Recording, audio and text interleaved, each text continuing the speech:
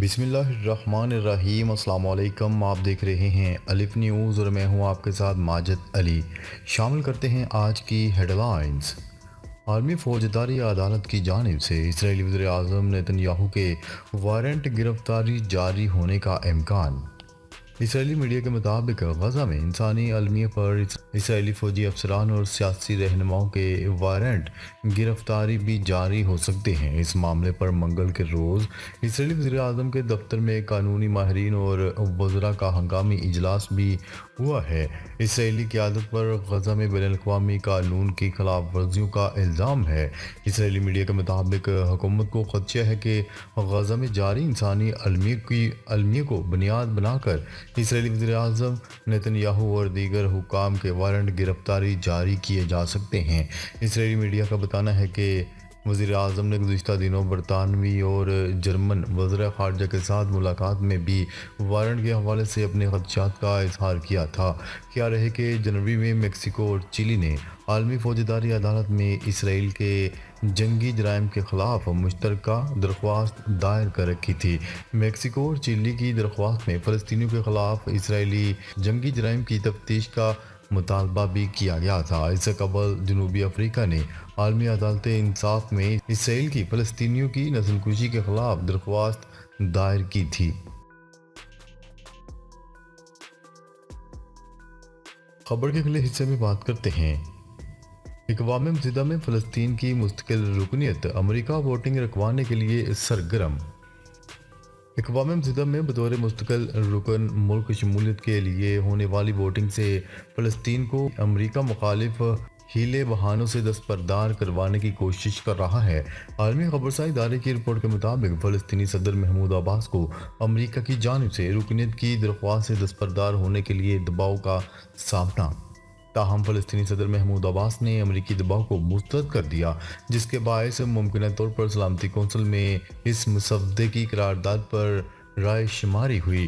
Media reports کے مطابق کسی بھی ملک کو اقوام متحدہ کی مستقل رکنیت کے لیے سلامتی کونسل کے 9 ارکان کی حمایت درکار ہوتی ہے، جبکہ فلسطین کو 8 ارکان کی حمایت حاصل ہے، جن میں روس، چین اور الجزائر شامل ہیں۔ اسرائیل فلسطین کی اقوام متحدہ کی مستقل رکنیت پر ہونے والی ووٹنگ کو رکوانے کے لیے سرگرم ہے۔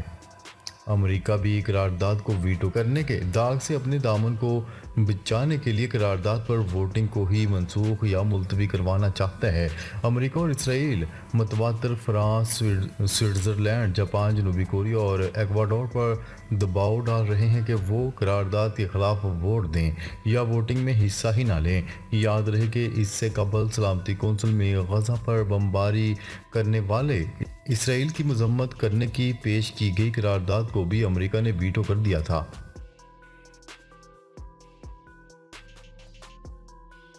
خبر کے اگلے حصے میں بات کرتے ہیں۔ برف پگھلنا شروع، امریکی وزیر خارجہ 4 روزہ دورے پر چین پہنچ گئے۔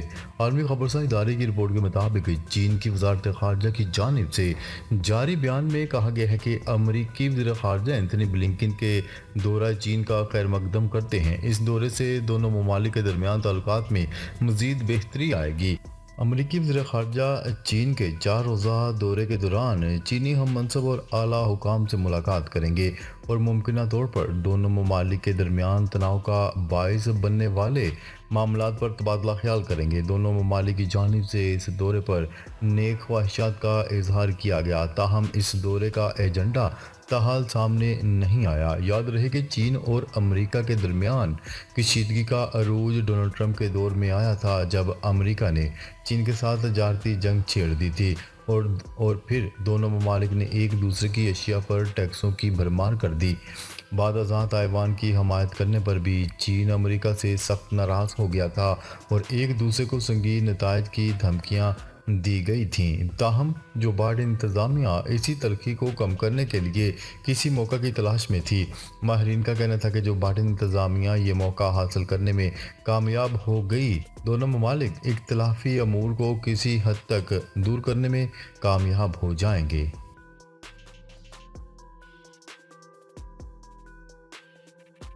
खबर के अगले हिस्से में बात करते हैं ईरान मिसाइल हमले में इसराइल के एटमी प्लांट को निशाना बनाने में कामयाब रहा।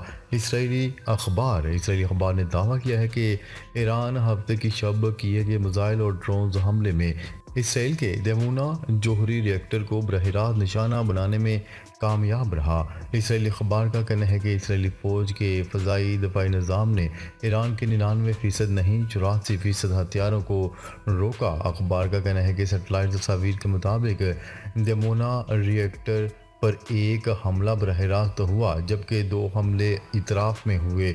इसके अलावा वो सहराए नकब में इसराइली फ़ौजी अड्डे पर 4 ईरानी मिसाइल गिरे। अड्डे में गिरने वाले ईरानी मिसाइलों का मलबा मिला है जबकि इसराइली दफाई निज़ाम के इंटरसेप्टर मिसाइलों की कोई बाकियात नहीं मिली।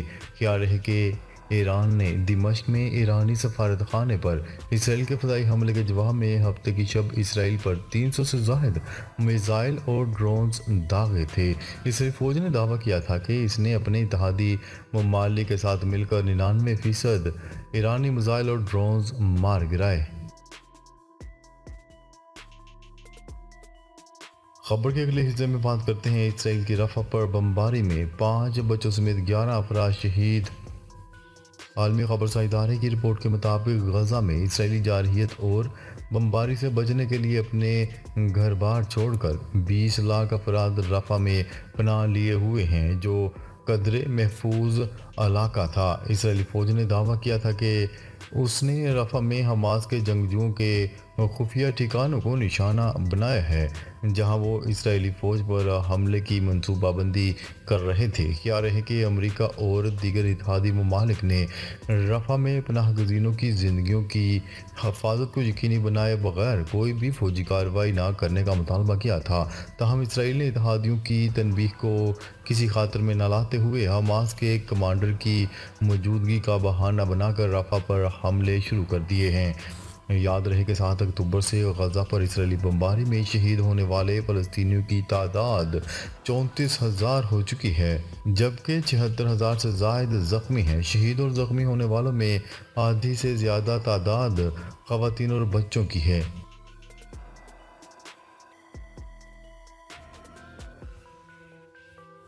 आर्मी चीफ से तुर्क फ़ौज के चीफ ऑफ जनरल स्टाफ की मुलाकात। इलाकाई अमन व इस्तेहकाम पर बातचीत। ISPR के मुताबिक मुलाकात में बाहमी दिलचस्पी, दफाई तरबियत, इलाकाई अमन व इस्तेहकाम के फ़रोग पर तबादला ख्याल किया गया। मुलाकात में दोनों ममालिक की अवाम के दरमियान मजबूत ताल्लुकात का एतराफ़ किया गया। दोनों फ़ौजी सरबराहान ने दफाई ताउन को मज़ीद वुसअत देने का अज़म किया। आर्मी चीफ ने दोनों ममालिक की मुसल्लह अफवाज के दरमियान ताउन मज़ीद बढ़ाने की ज़रूरत पर भी ज़ोर दिया। तुर्क फ़ौज के सरबराह ने इलाकाई अमन व इस्तेहकाम के लिए पाकिस्तान की कोशिशों को सराहा। तुर्क फ़ौज के चीफ ऑफ जनरल स्टाफ ने दहशतगर्दी के ख़िलाफ़ पाक फ़ौज के किरदार को भी सराहा। कबल अज़ीं GHQ आमद पर पाक फ़ौज के चाको चौबंद दस्ते ने मोअज़्ज़ज़ मेहमान को गार्ड ऑफ ऑनर पेश किया। तुर्क फ़ौज के चीफ ऑफ जनरल स्टाफ ने यादगार शोहदा पर फूल चढ़ाए। खबर के अगले हिस्से में बात करते हैं IMF हुकाम ने कहा है कि वो पाकिस्तान की मदद के लिए तैयार हैं। एक बयान में उन्होंने कहा है कि नए पैकेज के हजम से इस्लाहात ज़्यादा ज़रूरी हैं। पाकिस्तान को स्ट्रक्चरल रिफॉर्म्स की रफ्तार दुगना करना होगी। दूसरी जानिब वज़ीर ख़ज़ाना मोहम्मद औरंगज़ेब ने कहा है कि IMF से मुज़ाकरात में रुपए की कदर मज़ीद गिरने का इम्कान नहीं।